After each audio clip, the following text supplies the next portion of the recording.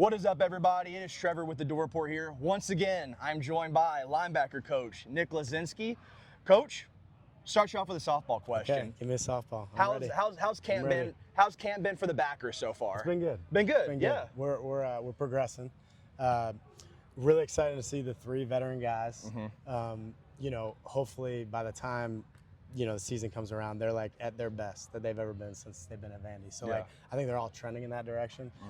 We want to stay as healthy as possible, obviously, but the key, like early on in training camp, is just building capacity and effort. Like you guys know, like in the LB room, there's nothing like effort is non-negotiable. So like as long as we can train that, build that capacity, and then the other cool part is like we'll 2-spot a lot of drills, so we get to see a lot of the younger guys. They get reps. Like a lot of guys have been making plays. Like we're excited about the progress. So it's been good so far. Yeah. All right. So we'll start out with the older guys. So we'll start out with Brian Longwell. Yeah.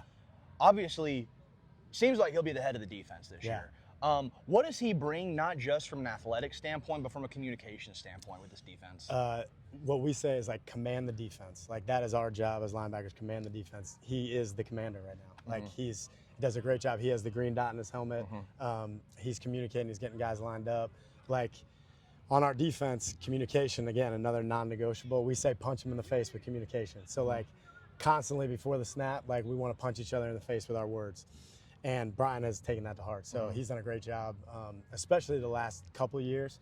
I think probably his first, freshman, sophomore year was like, he was the guy that was going to do his job, but kind of not break out of his shell a little bit. Now it's like, dude, you got to command the defense. So he's taking charge. He's getting guys lined up. He's been very vocal. So I'm excited about that. Yeah, it seems like he is more of a soft-spoken guy, but have you seen that change from that being more of like maybe in his shell to breaking out? How does that make you feel as a coach? I love it because I think that's like the true progress of a leader and of a linebacker in particular is like, you know what you have to do, and then you know what others around you have to do, and then the third level is like, I know what the offense is going to do. So like those levels of anticipation, if you can check all 3 of those boxes, you're going to play a lot faster. And he has that play speed. And then from a communication standpoint, like when you hear a guy coaching other guys, that's when you know like, okay, this dude's freaking locked in. He's dialed in because he feels confident enough in his own experience and in his own knowledge that he can now impart that to other guys. So him being able to freaking be the commander and be the leader and help other guys, get them lined up. Hey, give them little tips, whether it's in meetings or on the field. Hey, dude, the running back's out wide there. Like, he's going to release for a pass. Hey, get out a little bit. You know what I mean? Stuff like that, little cues. That's when you know, like, dude, this dude's the next level. Yeah. That type of stuff. Yeah. Now we'll move on to Nick Rinaldi. So Nick Rinaldi's progression as not just a linebacker, but a football player has been kind of unique. So come on, initially was sort of like the third down coverage backer. Yeah. Then you slowly but surely see him morph into like almost like a pass rush specialist. Yeah. And now, I don't know how you would describe him. I would describe him as, whenever it comes to the linebacker room, probably like the jack of all trades. Yes. What has it been like just from your perspective, seeing his progression, not just as a linebacker, but as a football player? Yeah. You have it right. Like versatility is the name of the game for him. Like jack of all trades. And I think after his freshman, sophomore year, he had such a good natural skill set in the pass drops, his athleticism. He's fast, he's twitchy, all that stuff. And then in the rush games, that allows him to be a great pass rusher. And then it was like my challenge to him was like, dude, we need a little more toughness at the point of attack. And that got under his skin a little bit, I think. But we had to ruffle the feathers a little bit. And really it was, all that offseason going into 2024 was, hey, we want to trust you more on first and second down and base downs and big boy football. You're going to have to prove that you can cut it loose and use your size, your physicality, all that stuff. And I think he was like, all right, bet, coach, I got you. Yeah. I don't know if you guys remember, but the 2024 Virginia Tech game, Kyron Drones, he took off on like a third down. It was like 3rd and 4, and Naldi stuck him like it was a stop tackle, drove him back. Yeah. And I think at that moment he was like, like he looked at me on the sideline and was like, yeah, motherfucker, like, I know, you know what I mean? Like I'm physical, Yeah. So I think he's taking that to heart. And then he's had a few really physical plays, like, over the last couple of years. I remember texting him after, I think it was the Missouri game, being like, dude, you become, like, an extremely physical linebacker. So that was kind of the next step with him, to be, like, this total, complete backer. And now it's, like, with Brian, and the same thing with Bryce, like, commanding the defense, like speaking up. He was, by nature, a little bit of a quieter guy, like to start, and he earned a role and everything. And now he's kind of come out of his shell and made sure that he's commanding the defense. Yeah. So. Now, it's interesting you bring up the Kyron Drones play. Yeah. Was that play in particular, or was there another play like maybe in practice, spring ball, fall ball, to where you saw it and you thought it's clicking now, like we're cooking now? Yeah, I think he would probably say, in terms of his confidence flipping, freshman year on scout team, he used to be like chasing down Mike Wright and stuff, and Mike Wright is fast, speed demon, so he would make plays like that, and you'd be like, dang, like this dude's always around the ball. He's always around the ball. I would say that play with Kyron Drones obviously was awesome.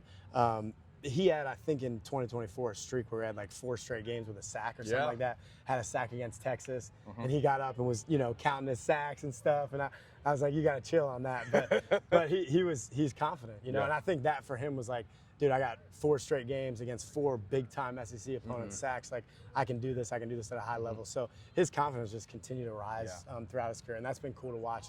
And to see him now lead the rest of the group and have that confidence bleed is pretty cool. And every time I challenge him, he wants to prove me wrong. So, and he's done that a lot. Yeah. So. Now, a big fan favorite, a guy that whenever people go to spring ball or whenever there's open practices, everybody loves Bryce Cal. Yeah. Everybody loves him in the game. It seems like every time he's on the field, he makes a big play. I know you spoke in your media availability last week about how he is sort of become a professional, like he is a pro before a pro, and sort of breaking out of that shell. But from a physicality standpoint, what area has he improved in the most? Yeah, consistent run fits, consistent run fits, and when he makes a decision that he wants to refuse to be blocked, nobody can block him. He's got 35-inch arms. He's freaking 6'4", 245 pounds. When he makes a decision, nobody will block. It doesn't matter. Our best O-lineman, our best tight end, in the SEC, whatever, throw anybody against him. He'll use his length, he'll use his violence and go. So that has been more consistent, particularly the last half of last year and then coming into the offseason this year. And he puts that on display every day now.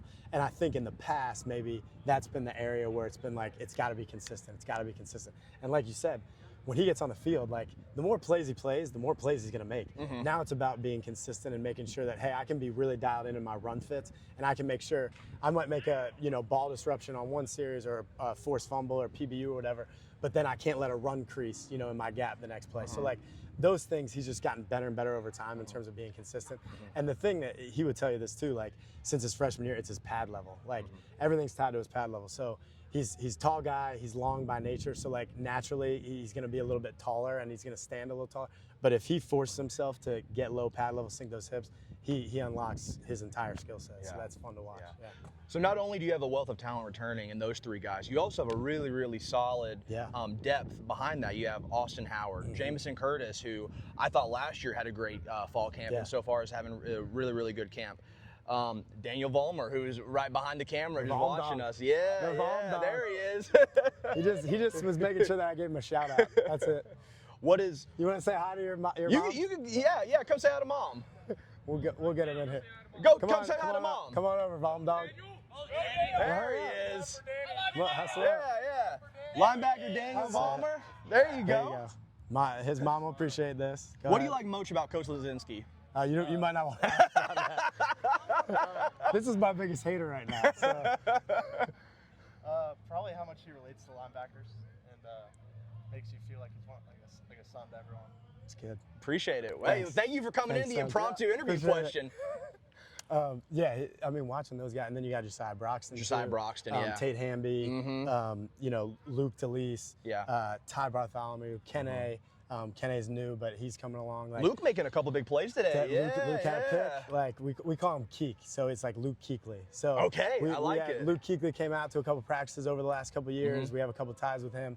He's basically like baby Luke Kuechly. So we call him Keek. So Keek had a couple nice plays, but I'm excited to just those guys Same thing with Bryce, the kind of the challenge that he had in his sophomore junior year, consistency. So those guys, our defense is complex. It's hard to pick up. There's a lot of calls. There's a lot of volume. I got to do a great job of packaging it to them and repping them and making sure that they understand it. And but those guys there's flashes in all of them, and they all have like different strengths and different weaknesses, and we're trying to work on those weaknesses. And it's no different than the top 3 guys, who all of them had weaknesses and limitations to come in, and now it's about developing those, using their strengths, and then developing the weaknesses. Appreciate you, Coach. First third down, we'll bring you Deal. Hey, I'll be in the crowd. Tell them to put on the pads for me, dude. Hell yeah, I appreciate it. Appreciate it. All right.